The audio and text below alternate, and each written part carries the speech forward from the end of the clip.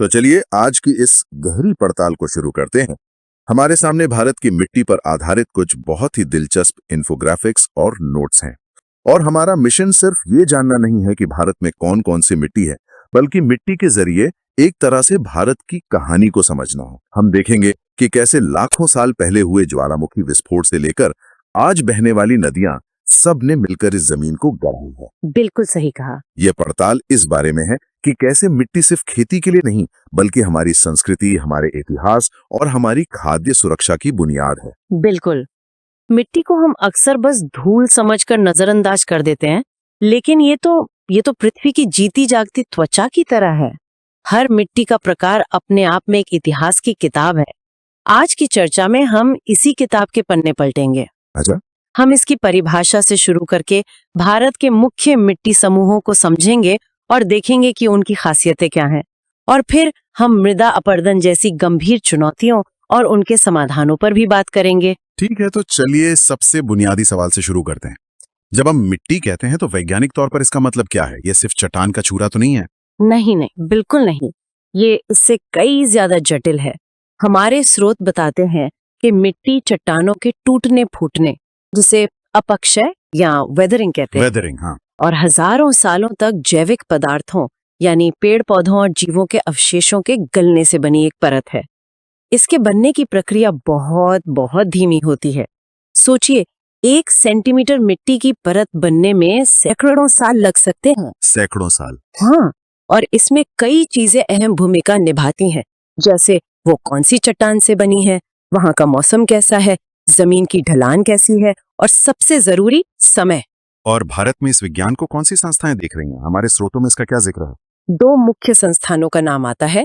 एक है भारतीय कृषि अनुसंधान परिषद यानी ICAR, जो नई दिल्ली में है। ICAR, ठीक है। और दूसरा है भारतीय मृदा विज्ञान संस्थान IIS भोपाल में।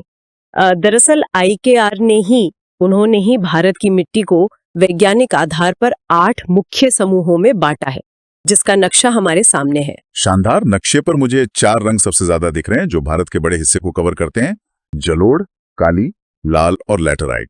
तो शुरुआत उस मिट्टी से करते हैं जिसे भारत का अन्न भंडार भी कहा जाता है, जलोढ़ मिट्टी या एल्यूवियल सॉइल।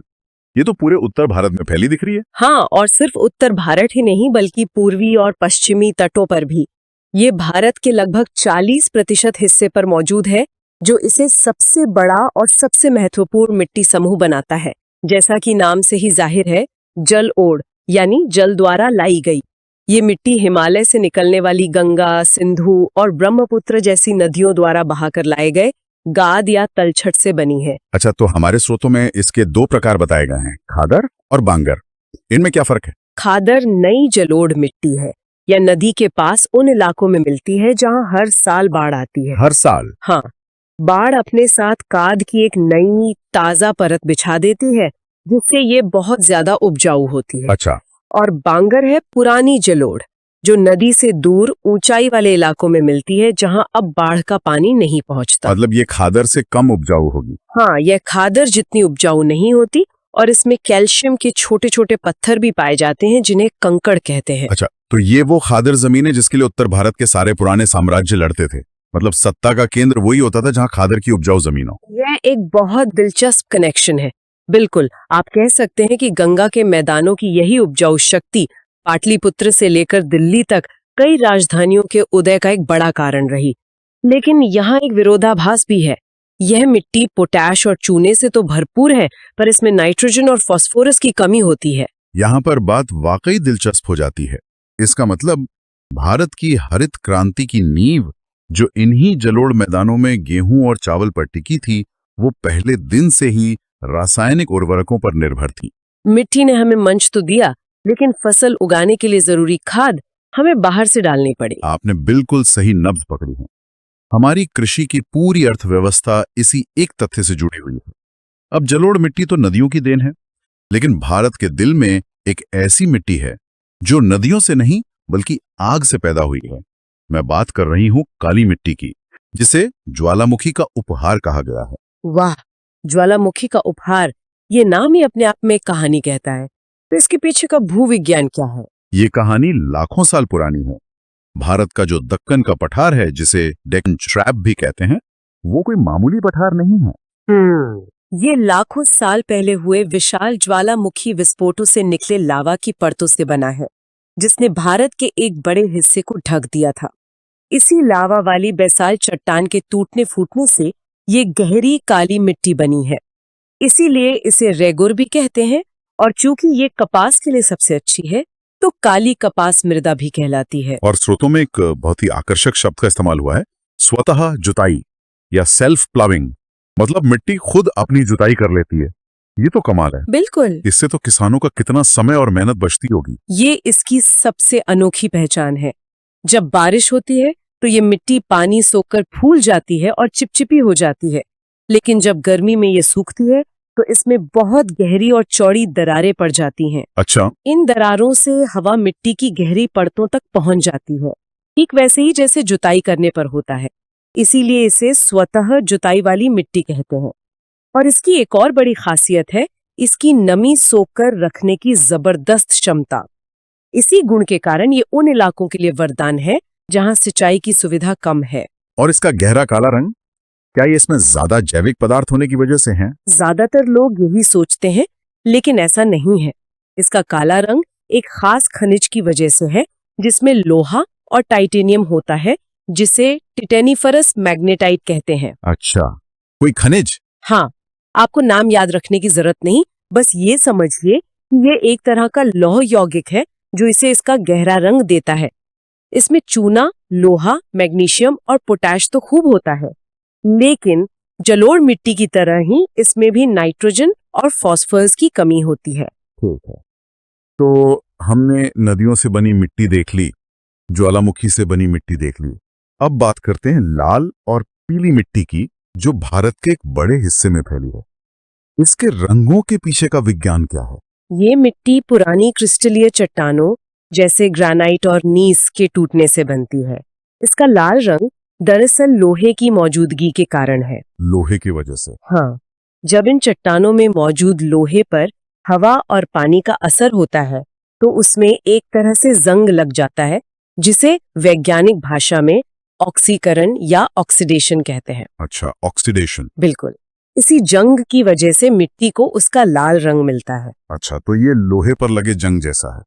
ये समझने में बहुत आसान है, लेकिन फिर ये पीली क्यों दिखती है? जब इसी लाल मिट्टी में पानी की मात्रा बढ़ जाती है, यानी ये हाइड्रेटेड हो जाती है, तो इसका रंग बदलकर पीला हो जाता है। मतलब ये एक ही मिट्टी है? हाँ, असल में ये एक ही मिट्टी के दो रूप हैं जो पानी की मौजूदगी पर निर्भर करते हैं।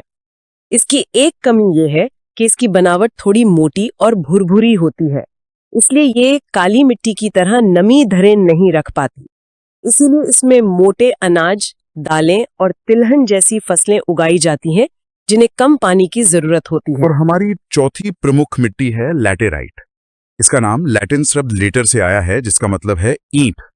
ये नाम क्यों? क्योंकि सूखने पर ये मिट्टी पत्थर की तरह कठोर हो जाती है, बिल्कुल ईंट जैसी।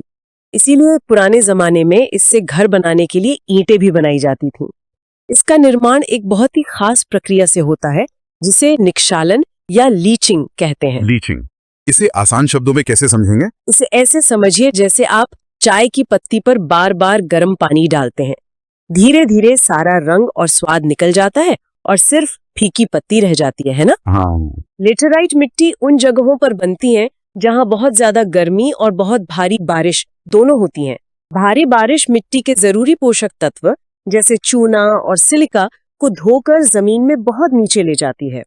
ऊपर सिर्फ लोहा और एल्यूमिनियम जैसे न घुलने वाले तत्व बच जाते हैं। तो इसका मतलब ये हुआ कि ये बहुत उपजाऊ नहीं होगी? सामान्य फसलों के लिए तो नहीं। भारी बारिश की वजह से इसका चूना बह जाता है, जिससे इसका मिजाज तेजाबी यानी एसिडिक हो जाता है। एसिडिक? हाँ, लेकिन यही तेजाबीपन कुछ खास फसलों को बहुत पसंद आता है, जैसे चाय, कॉफी और काजू। इसीलिए आप देखेंगे कि भारत के जितने भी प्रमुख चाय और कॉफी के बागान हैं, चाहे वो असम में हो, कर्नाटक में या केरल में, वे सब लेटराइट मिट्टी वाले इलाकों में ही हैं। ये तो 4 प्रमुख मिट्टियां हो गईं, लेकिन इनके अलावा भी कुछ और मिट्टी समूहों का जिक्र हमारे स्रोतों में है, जिन्हें अक्सर नजरअंदाज कर दिया जाता है। उन पर भी एक नजर डालते हैं। हाँ, हालांकि उनका क्षेत्रफल कम है, पर वे भी बहुत महत्वपूर्ण है। जैसे मरुस्थलीय मिट्टी जो पश्चिमी राजस्थान में मिलती है और इसमें नमक की मात्रा ज्यादा होती है। फिर है लवणीय या क्षारीय मिट्टी जिसे रे या कल्लर भी कहते हैं। ये उन इलाकों में बनती है जहां सिंचाई बहुत ज्यादा होती है, जिससे जमीन का नमक सतह पर आ जाता है और जमीन बंजर हो जाती है। और पीट या दलदली मिट्टी के बारे में क्या खास है? पीट मिट्टी बहुत खास है। ये उन इलाकों में मिलती है जहां भारी बारिश के कारण पानी जमा रहता है, जैसे केरल के कुछ हिस्सों में। इसमें जैविक पदार्थ यानी ह्यूमस 40 से 50% तक होता है, जिससे इसका रंग गहरा काला होता है। और सबसे दिलचस्प बात यह है कि ये एक बेहतरीन कार्बन सिंक है। कार्बन सिंक मतलब ये जलवायु परिवर्तन से लड़ने में हमारी मदद कर सकती है। बिल्कुल, ये दलदली मिट्टी वायुमंडल से कार्बन डाइऑक्साइड सोखकर उसे अपने अंदर जमा कर लेती है।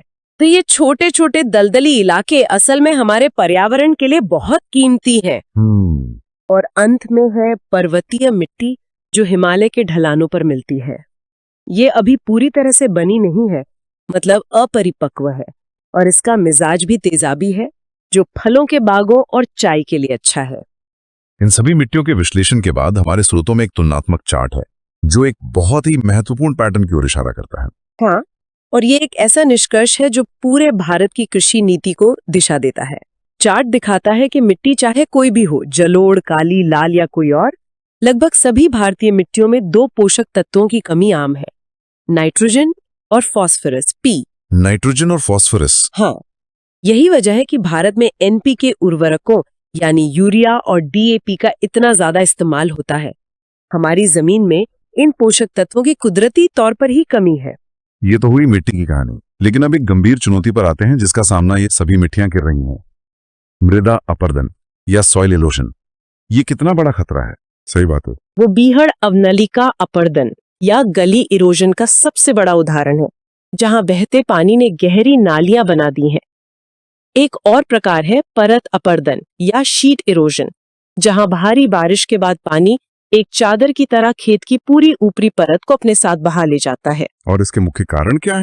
क्या ये सिर्फ प्राकृतिक है? नहीं, इसमें मानवीय गतिविधियां सबसे बड़ी जिम्मेदार हैं। जंगलों की अंधाधुंध कटाई, क्योंकि पेड़ों की जड़ें मिट्टी को पकड़ कर रखती हैं, अवैज्ञानिक तरीके से खेती करना और पशुओं द्वारा जरूरत से ज्यादा चराई, ये सब मिलकर इस समस्या को और गंभीर बना रहे हैं। तो जाहिर है कि ये एक बड़ी समस्या है। इसके समाधान और संरक्षण के लिए हमारे स्रोतों में क्या तरीके सुझाए गए हैं? कई बहुत कारगर तरीके हैं, जैसे पहाड़ी ढलानों पर समुच्च जुताई करना, यानी ढलान के आर पार जुताई करना ताकि पानी तेजी से नीचे ना बहे। अच्छा। और सीढ़ीदार खेती, जिसमें ढलानों को सीढ़ियों में बदल दिया जाता है। मैदानी इलाकों के लिए वृक्षारोपण और फसल चक्र बहुत जरूरी है, यानी फसलें बदल बदल कर बोना ताकि मिट्टी की सेहत बनी रहे। और क्या इसमें सरकारी प्रयासों का भी जिक्र है? ये योजनाएं सुनने में तो बहुत अच्छी लगती हैं, लेकिन क्या हमारे स्रोतों में इनके जमीनी असर के बारे में भी कुछ बताया गया है? 2 प्रमुख योजनाओं का उल्लेख है। पहली है मृदा स्वास्थ्य कार्ड योजना। इसके तहत किसानों को एक कार्ड मिलता है जो उनकी जमीन की सेहत का रिपोर्ट कार्ड होता है। एक रिपोर्ट कार्ड? अच्छी योजना है, पर इसका जमीनी असर इस बात पर निर्भर करता है कि किसान इन सिफारिशों को कितना अपनाते हैं। दूसरा प्रयास है शेल्टर बेल्ट, खासकर रेगिस्तानी इलाकों में। इसमें हवा की दिशा में पेड़ों की कतारें लगाई जाती हैं ताकि वे हवा की रफ्तार को कम कर सके और रेत को आगे बढ़ने से रोके। ये मरुस्थलीकरण को रोकने का एक सिद्ध तरीका है। तो आज की इस चर्चा को समेटते हैं। हमने देखा कि भारत की मिट्टी सिर्फ जमीन नहीं बल्कि एक जिंदा इतिहास है।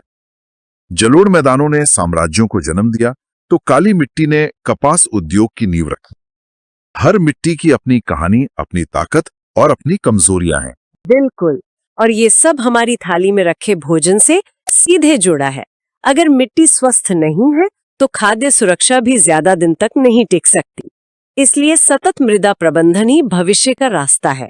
जैसा कि एक स्रोत में बहुत खूबसूरती से कहा गया है, मृदा केवल धूल नहीं बल्कि जीवन का आधार है। और हम अपने श्रोताओं के लिए एक विचार छोड़कर जा रहे हैं।